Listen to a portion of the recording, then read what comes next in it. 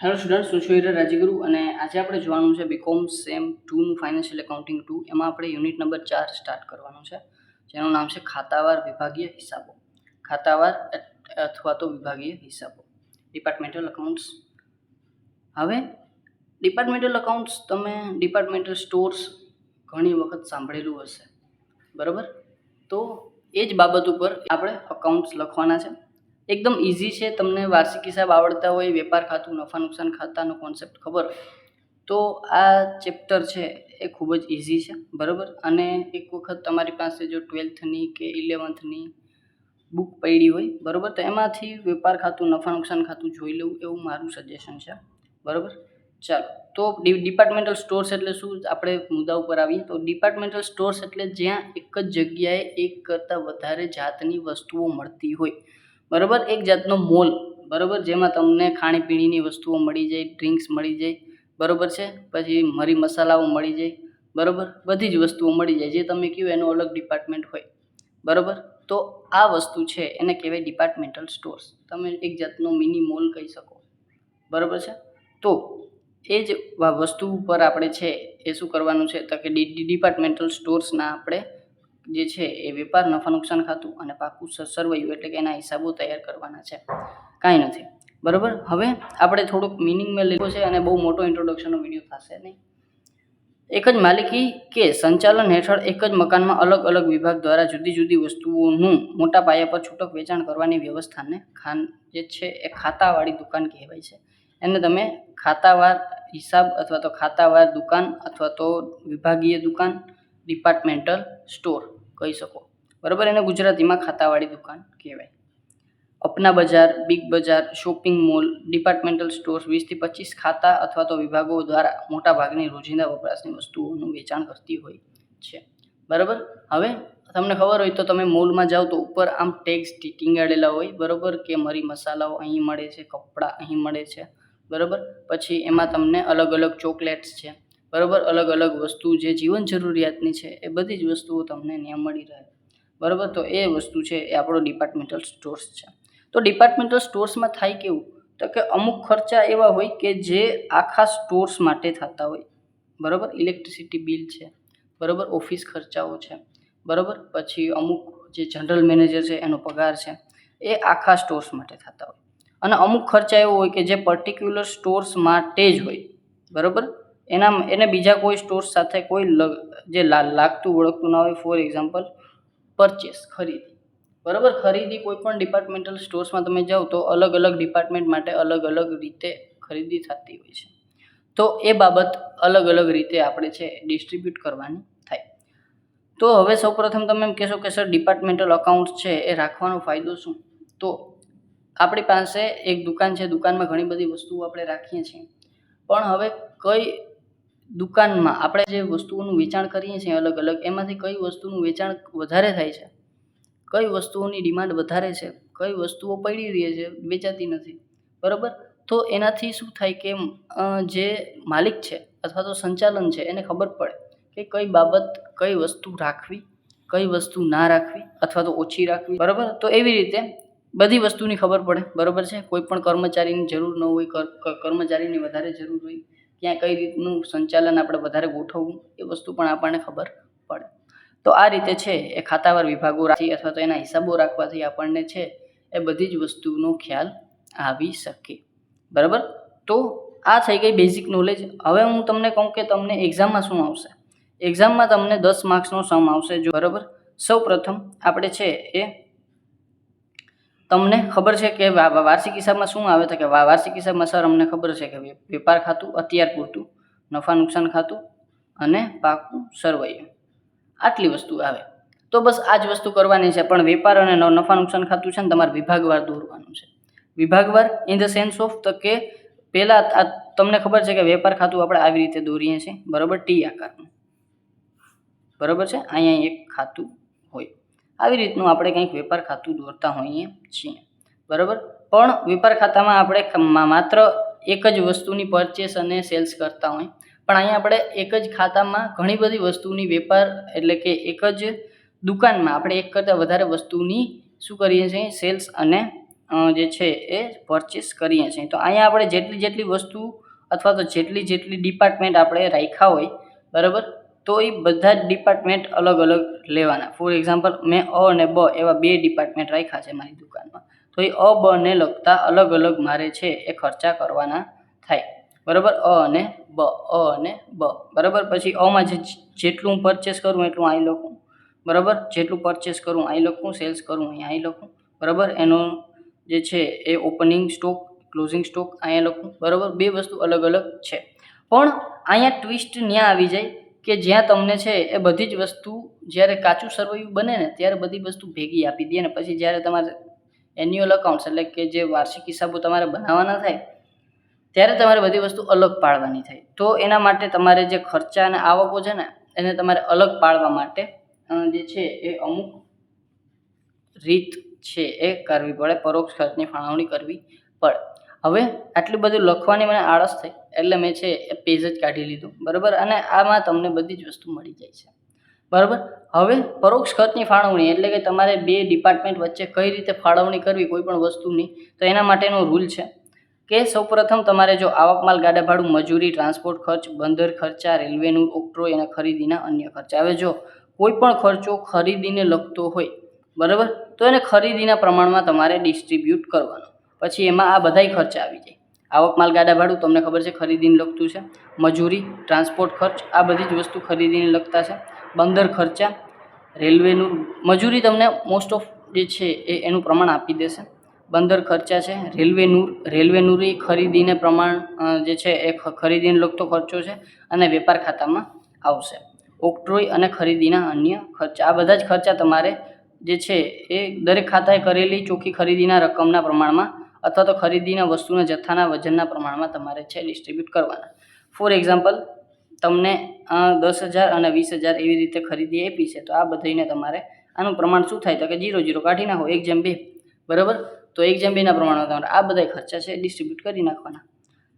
આ સિવાય જાવક માલ ગાડા ભાડું તમને ખબર છે, જાવક માલ ગાડા ભાડું વેચાણને લગતો ખર્ચો છે. વટાવ તો કે જો એ આપેલ વટાવ હોય તો વેચાણને લગતો, મળેલ વટાવ હોય તો ખરીદીને લગતો. આ વસ્તુ હંમેશા ધ્યાનમાં રાખવાની, બરાબર. જાહેરાત ખર્ચા આપણે વેચાણને લગતો, કમિશન વેચાણને લગતો, ખાલખાત વેચાણને લગતો, વેચાણ વિતરણ ખર્ચા તો એ પણ આપણે વેચાણને લગતો ખર્ચો છે. તો આ બધા જ ખર્ચા આપણે કેમાં ફાળવવાના? વેચાણના પ્રમાણમાં ફાળવવાના. પછી વેચાણ દાખલા તરીકે કંઈ ખરીદી છે એવી રીતે વેચાણ હોય તો એનું પ્રમાણ કાઢી અને તમારે જે છે એને ડિસ્ટ્રીબ્યુટ કરી નાખવાના. ડિસ્ટ્રીબ્યુટ કરવા માટે મેં અલગથી શોર્ટ બનાવ્યો છે, તમે જોઈ લેજો. મકાન ભાડું, મકાનના ઘસારાનું મકાન, બરાબર, એટલે કે ટૂંકમાં જે છે મકાન ભાડું, મકાનનો ઘસારો, મકાનનું વીમા પ્રીમિયમ, મકાનનું સમારકામ, આ બધું જ મકાન. તો એ મકાન છે ને એ તમારે દરેક ખાતાએ રોકેલી જગ્યાના પ્રમાણમાં છે. હવે દાખલા તરીકે તમારું આવડું મોટું ડિપાર્ટમેન્ટલ સ્ટોર્સ છે, બરાબર, એમાં આટલાકમાં તમે એક વસ્તુ વેચો છો, આટલાકમાં બીજી વસ્તુ વેચો છો, આટલામાં ત્રીજી વસ્તુ વેચો છો અને આટલા બાકીમાં ચોથી વસ્તુ વેચો છો. તો કેટલી જગ્યા કયો ડિપાર્ટમેન્ટ રોકે છે એ પ્રમાણે તમારે એને જે છે એ ડિસ્ટ્રીબ્યુટ કરી નાખવાનું. એ તમને કહી દેશે. વીજળી પ્રકાશ, દીવાબત્તી ખર્ચ. હવે જો વીજળી પ્રકાશ, આ વીજળી પ્રકાશ નથી, વીજળી પ્રકાશ છે, બરાબર. વીજળી પ્રકાશ અને દીવાબત્તી ખર્ચ એટલે કે જો હવે અલગ મીટર હોય તો તમને અલગથી આપી દેશે, નહીંતર તમારે છે એને રોકેલી જગ્યાના પ્રમાણમાં છે એ તમારે ડિસ્ટ્રીબ્યુટ કરી નાખવાનું થાય, બરાબર. રોકેલી જગ્યા ઇન ધ સેન્સ ઓફ તો કે જેટલી જગ્યા રોકેલી હોય એટલી જગ્યા, બરાબર. અથવા તો તમને વીજળીના પોઈન્ટ આપી દેશે. જો વીજળીના પોઈન્ટ ના આપ્યા હોય તો તમારે રોકેલી જગ્યાના પ્રમાણમાં ડિસ્ટ્રીબ્યુટ કરી નાખવાના. મકાન હોય તો રોકેલી જગ્યા, વીજળી હોય તો રોકેલી જગ્યા. જો તમને અલગથી વીજળીના પોઈન્ટ્સ આપી દીધા હોય તો વાત અલગ છે, નહીંતર જે છે એ દીવાબત્તી અથવા તો વીજળી પ્રકાશ છે એ તમારે રોકેલી જગ્યાના પ્રમાણમાં. માલના વીમાનું પ્રીમિયમ. જો માલના વીમાનું પ્રીમિયમ આ વસ્તુ ગાંઠ બાંધી લેવાની છે કે સરેરાશ સ્ટોકના પ્રમાણમાં. સરેરાશ સ્ટોક એટલે શું? તો કે શરૂઆતનો સ્ટોક પ્લસ આખો સ્ટોક એને ભાગ્યા 2, બરાબર. એટલે કે એ તમારે આમાં ડિસ્ટ્રીબ્યુટ કરવાનું છે. માલના વીમાનું પ્રીમિયમ હંમેશા ખરેખર અથવા તો સરેરાશ સ્ટોકના પ્રમાણ, બરાબર છે. તો નહીંતર તમને માલના વીમાનું પ્રીમિયમ ક્યારેક એમ કહે કે આ પર્ટિક્યુલર પ્રમાણમાં તમારે ડિસ્ટ્રીબ્યુટ કરવાનું છે તો કોઈ પ્રશ્ન ઉદ્ભવતો નથી. પણ જો કાંઈ નાખીએ તો તમારે સરેરાશ સ્ટોકના પ્રમાણમાં ડિસ્ટ્રીબ્યુટ કરવાનો માલના વીમાનું પ્રીમિયમ હંમેશા. દરેક દાખલામાં આવશે જ, બરાબર. એકેય દાખલો એવો નહીં હોય કે માલના વીમાનું પ્રીમિયમ નહીં આવે. પછી કેન્ટીન ખર્ચા, કર્મચારીઓના કલ્યાણલક્ષી ખર્ચા, કામદાર વીમા યોજના ફાળો, આ બધા કર્મચારીને લગતા ખર્ચા છે, કેન્ટીન ખર્ચ, કેન્ટીન શું કામ રાખો? કર્મચારી માટે, કર્મચારીઓના કલ્યાણલક્ષી ખર્ચા, કામદાર વીમા યોજનામાં ફાળો. તો આ બધા કર્મચારીને લગતા ખર્ચા છે. કર્મચારીને લગતા ખર્ચા હંમેશા કર્મચારીની સંખ્યાના પ્રમાણમાં તમારે ડિસ્ટ્રીબ્યુટ કરવાના છે અને એ તમને કર્મચારીની સંખ્યા તમને તમારા પેપરમાં અથવા તો તમારા ક્વેશ્ચનમાં આપી જ દેશે. પછી વહીવટી ખર્ચા. હવે જુઓ, આ બધા ખર્ચા છે ને, આ જે આપણે હમણાં જોઈએ છે, સ્ટેશનરી છપામણી, તાર ટપાલ, મોબાઈલ ટેલિફોન, પરચુરણ ખર્ચ, ઓફિસ ખર્ચ, મધ્યસ્થ હિસાબી કાર્યાલયનો, આમાં તમને નક્કી કાંઈક કીધેલું હશે અને કાંઈ ના કહીએ ને તો તમારે સામાન્ય નફા નુકસાન. સામાન્ય નફા નુકસાન એટલે તમારે બે વસ્તુ તૈયાર કરવાની થશે. હું તમને પછી સમજાવીશ, પણ અત્યારે આને આપણે સમજી લઈએ કે આને સામાન્ય નફા નુકસાનમાં જે વિભાગીય નફા નુકસાન ખાતું આપણે બનાવતા હતા ને, જેમાં અલગ અલગ ખાતા દોરી અલગ અલગ વિભાગમાં સામે આમ કરતા હતા, બરાબર, એવી રીતે નહીં, પણ આપણે જે મેઇન એક વસ્તુ બનાવવાની થશે. જે મેઇન આપણે છે એ નફા નુકસાન ખાતું તૈયાર કરવાનું થશે. આ નફા નુકસાન ખાતું તૈયાર કર્યા પછી, બરાબર, આ નફા નુકસાન ખાતું તૈયાર કર્યા પછી આપણે એક બીજું નફા નુકસાન ખાતું જે મેઇન છે એ બનાવવાનું થશે. એમાં આપણે આ બધા ખર્ચા છે એ આપી દઈશું, જો આપણને કાંઈ કીધું ના હોય તો. નક્કી કરેલા ધારાધોરણ પ્રમાણે સરખે ભાગે અથવા તો વેચાણના પ્રમાણમાં, એમાં ભલે કીધું, પણ આપણે કઈ રીતે કરવાનું છે તો કે આ બધા ખર્ચા છે એ જો કાંઈ ના કીધું હોય તો તમારે સામાન્ય નફા નુકસાન ખાતામાં ફાળવી દેવાના થાય. પછી છે યંત્રો, ફર્નિચર, વાહનો વગેરે મિલકતોના ઘસારો અથવા તો વીમા પ્રીમિયમ, સમારકામ. આ બધી જ વસ્તુ, જો યંત્રો છે, ફર્નિચર છે, વાહનો છે, એ બધી જ વસ્તુ છે એ એની કિંમત હોય ને એના પ્રમાણમાં. દાખલા તરીકે અમાં મારી પાસે વાહનો છે 20,000ના, બમાં મારી પાસે છે 30,000ના, તો હું કેના પ્રમાણમાં મારો જે ઘસારો છે એ ડિસ્ટ્રીબ્યુટ કરીશ તો કે સર એ કહેવાનું ના હોય, 2:3ના પ્રમાણમાં તમે ડિસ્ટ્રીબ્યુટ કરશો, બરાબર. તો એવી જ રીતે યંત્રો આપેલા હશે તમને વિભાગવાર, વાહનો આપેલા હશે, ફર્નિચર આપેલું હશે, જે આપેલું હોય તમારે એનો ખર્ચો છે એના પ્રમાણમાં તમારે ફાળવી નાખવાનો, બરાબર, જે તે વિભાગમાં રહેલી મિલકતોની કિંમતના પ્રમાણમાં. પછી લાસ્ટમાં કોમ્પ્યુટર્સને લગતા ખર્ચ. હવે આમાં તો કોમ્પ્યુટરને લગતા ખર્ચ તમને જરાય નહીં આવે, ક્યારેય નહીં આવે, પણ છતાં આપ્યું છે એટલે જોઈ લઈ. નક્કી કરેલા ધારાધોરણ પ્રમાણે અથવા તો સરખે ભાગે વેચાણના પ્રમાણમાં, અથવા તો તમે કોમ્પ્યુટર્સને લગતા ખર્ચ છે એ ડાયરેક્ટ તમે વેચાણના પ્રમાણમાં જો કીધું હોય તો, અને નહીં તો ડાયરેક્ટ તમે સામાન્ય નફા નુકસાનમાં લખી નાખજો, બરાબર છે. આમ તો આવશે નહીં, પણ છતાં કદાચ આવી જાય તો, બરાબર, અને નહીંતર એનું પર્ટિક્યુલર તમને કીધેલું હશે કે આવી રીતે તમારે કરવાનું છે. હવે આ વસ્તુ ક્લિયર થઈ ગઈ. એક વખત જોઈ જાજો, દાખલા ગણજો એટલે તમને આ પ્રોપર વસ્તુ ખબર પડી જશે. હવે એક્ઝામમાં કઈ પ્રકારનું પૂછશે એ પ્રશ્ન તમને ઉદ્ભવતો જશે.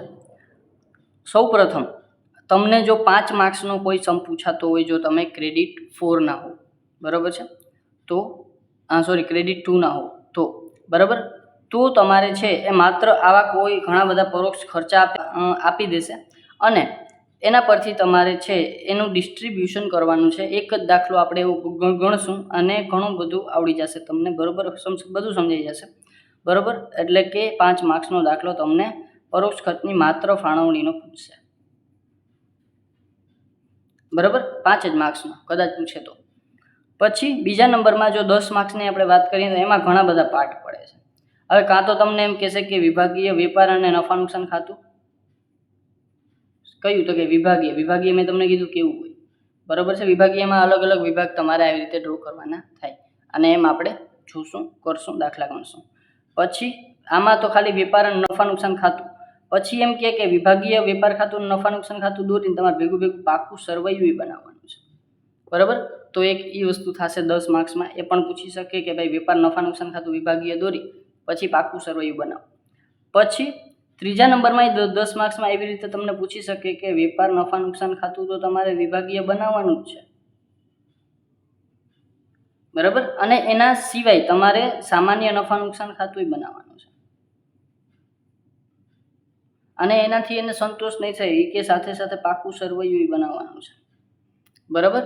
તો આ 3 પ્રકારે તમને દાખલા પૂછી શકે છે, બરાબર. માત્ર ફાળવણી માટે પણ પૂછી શકે, કદાચ 5 માર્ક્સના 2 ફાળવણીને પૂછી લે, વેપાર નફા નુકસાન ખાતાનું પૂછી લે કે ખાલી વિભાગીય વેપાર નફા નુકસાન ખાતું, કાયમ કે વેપાર નફા નુકસાન ખાતા સાથે પાકું સરવૈયું બનાવો, અને પાકા સરવૈયામાં એને શાંતિ ના થાય, જેમ કે વિભાગીય વેપાર ખાતું, નફા નુકસાન ખાતું, સામાન્ય નફા નુકસાન ખાતું અને પાકું સરવૈયું પણ બનાવો, બરાબર.